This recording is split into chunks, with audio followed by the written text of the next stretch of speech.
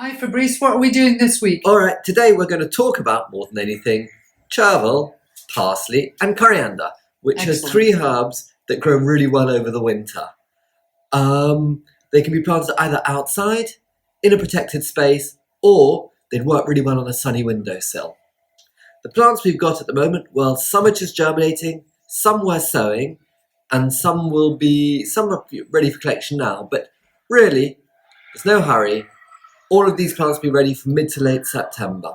That's when people can come and collect them. Well, yeah, I mean, they can come now. We'll give them smaller plants, Okay. but there's no particular rush. So if you've got lots of plants in the ground and waiting for space, we'll have them ready when the ground starts to clear up.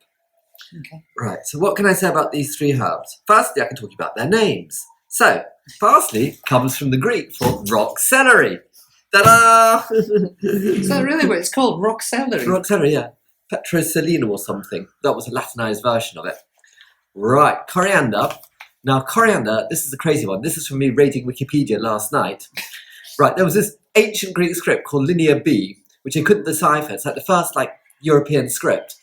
And it was on the island of, I think it was Crete. And they talk about coriander there.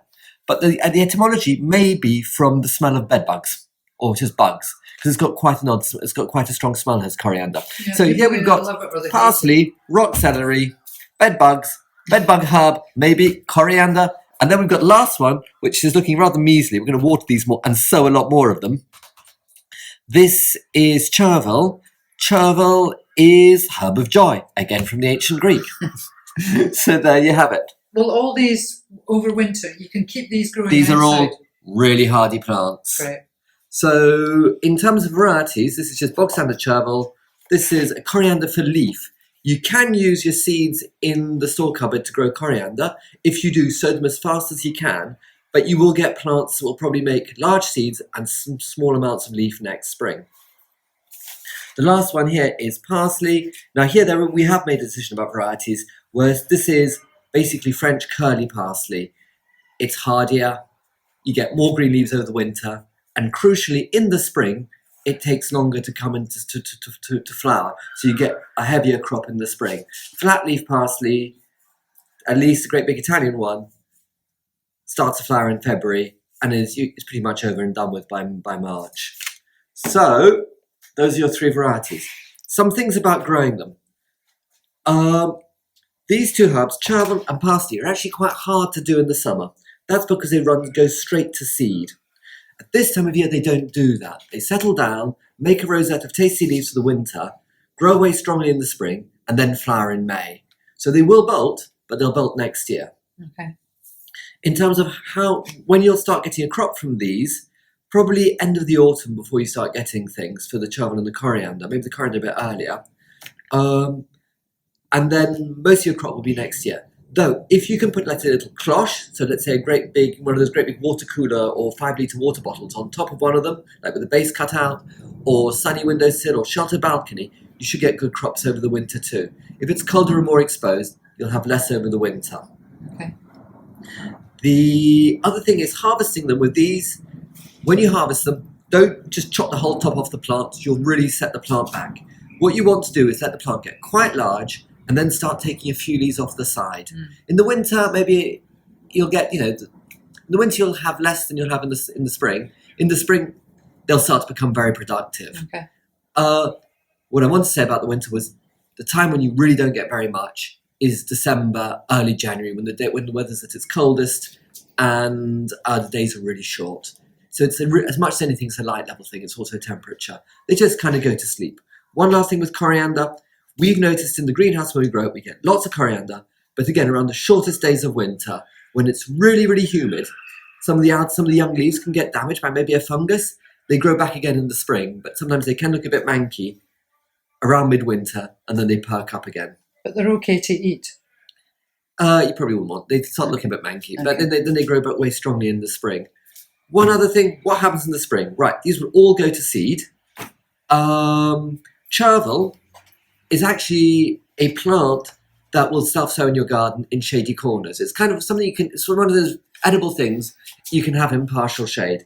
So if you let it go to seed, save the seed, re-sow it, or just let it seed itself. Coriander, yeah, you can use the seed. Coriander seed is actually really, really tasty. So green coriander seed is a really nice herb, verging on a spice. That's worth saving. Yep. If you're going to save seed to reuse with coriander, the problem with coriander is it tends to bolt. So you really want to save the seed from the plant, the last of your plants, to run to seed. You don't want to do the early ones because you'll be selecting for irritating coriander. Parsley, yeah, it makes seed. Not quite sure what you do with it, unless you want to have millions and millions of parsley plants. Okay. In terms of when we sow these, the parsley, we sow these quite early because parsley is really slow to get started. So these were sowed actually end of June. Wow. Though they suffered a bit from sitting around in pots for too long. You're safe sowing these in July.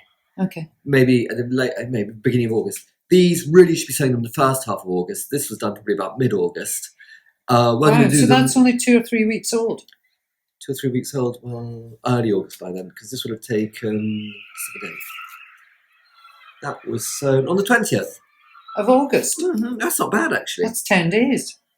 That can't be right. oh no, let's have a look again. No, sown on the 7th of August. Right. So this was sown early August, yeah. So that's getting ready to make some nice big plants. Okay. Most of our parsley is going to be sown in the next few days. Coriander is going to be sown in the next few days because we've only got so much on the way. But, sheltered spot should be fine. Okay, what do you do with them? Well, coriander and parsley, people know about what to do with. Chervil. Chervil is a herb that you add right at the end of cooking. The flavour is sort of aniseedy. It's actually got the same flavouring components as parsley, the same chemical, but also the same chemical as tarragon. So it's got aniseedy flavour and a parsley-like flavour. Is it not from the tarragon family? No.